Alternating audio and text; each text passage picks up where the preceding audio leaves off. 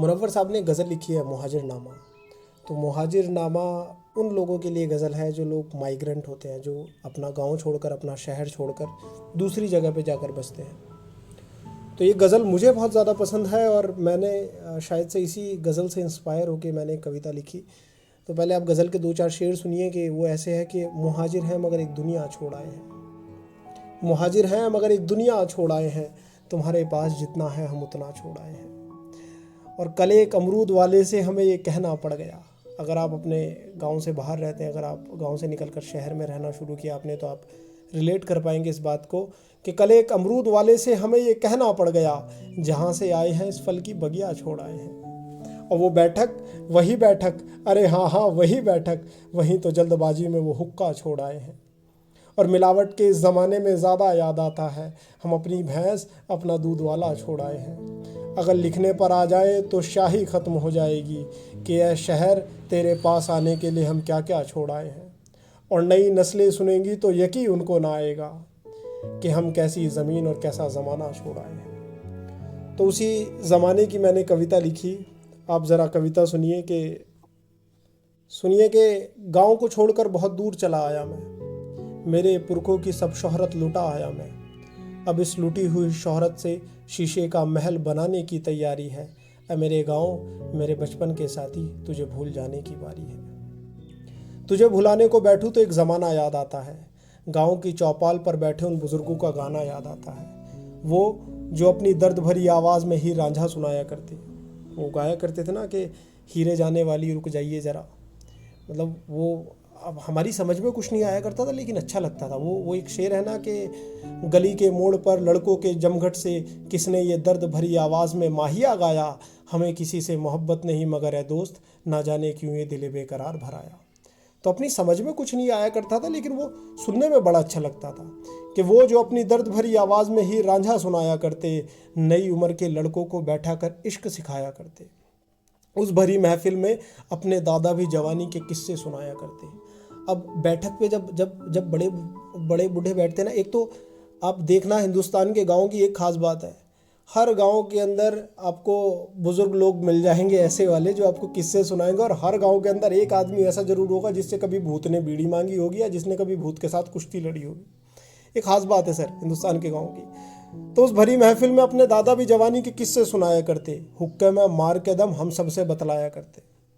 क्या बतलाया करते? और कहते अखलौंडा वही जो हुक्का भर के ला दे। हमारे यहाँ पश्चिमी उत्तर प्रदेश में क्राइटेरिया है, अगर आपको ये साबित करना है कि आप मैच्योर हो, अब तो खैर ये मेरे ख्याल से क्राइटेरिया हट चुका है, लेकिन पहले ये क्राइटेरिया था कि अगर आपको साबित करना है आप मैच्योर हो तो आपको हुक्का भर के दिखाना पड़ेगा। यानी अगर आप हुक्का भरना सीख चुके हो तो आप मैच्योर हो चुके हो, आपकी शादी कर देनी चाहिए क्योंकि आप जिम्मेदारी उठाने लायक हो चुके हो।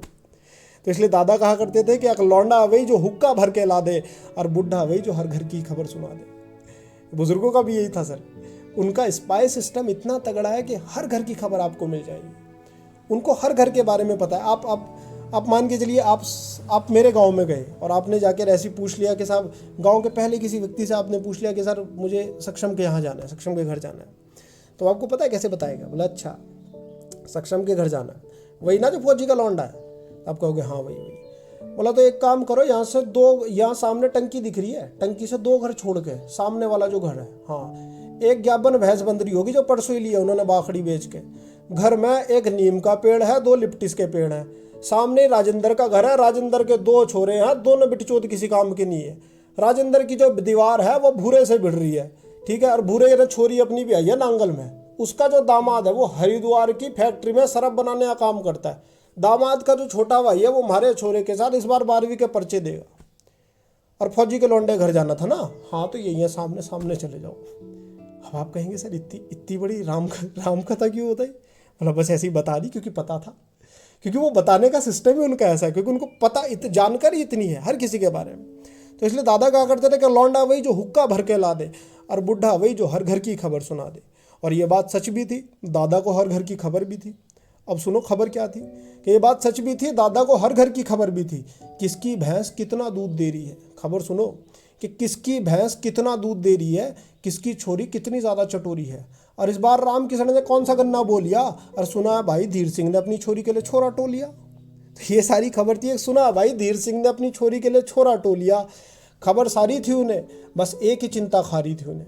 एक चिंता हुआ करती थी कि खबर सारी थी उन्हें, बस एक ही चिंता खारी थी उन्हें, ये मारे सुतरे मारे बालक भी तो कुछ ना करते, सारा दिन गांव में नूही हांडे हैं, किताब ठाके कोई से ना पढ़ते।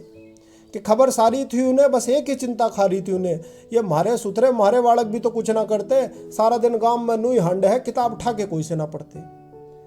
पर अपने को क्या पढ़ाई से तब लेना था, तब तो पूरी दुनिया अपने लिए खिलौना था।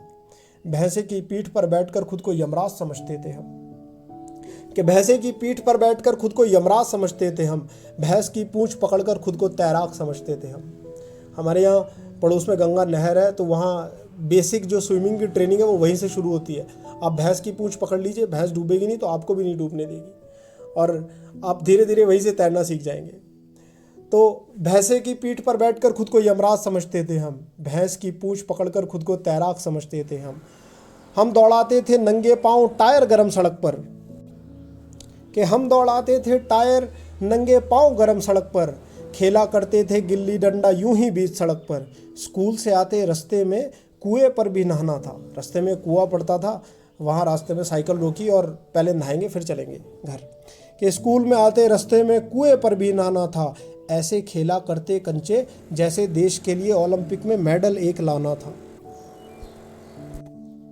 लटक कर आम के पेड़ पर हम खेला करते कैन पत्ता, हाँ सारा साम्राज्य अपना था, पूरी थी अपनी सत्ता। और बड़े जोश में खेला करते थे हम नदीले पहाड़, घर जाते ही पड़ जाती थी माँ से चप्पल मार।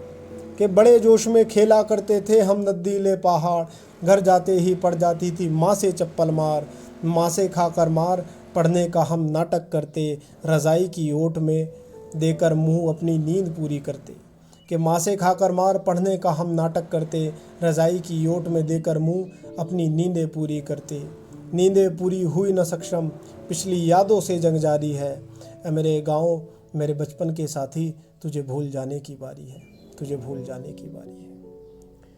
तो हम तो खैर क्या ही भूलेंगे गाँव को लेकिन उल्टा वो ज़रूर हो सकता है, क्योंकि वो मुनव्वर साहब का एक और शेर है कि अलमारी खोली तो कुछ खत पुराने निकल आए, यूँ अचानक मेरे चेहरे पर ये दाने निकल आए। कि अलमारी खोली तो कुछ खत पुराने निकल आए, यूँ अचानक मेरे चेहरे पर ये दाने निकल आए। और मुमकिन है कि गाँव भी पहचान न सके हमें, कि मुमकिन है कि गाँव भी पहचान न सके हमें, कि हम बहुत छोटी उम्र में घर से कमाने निकल आए।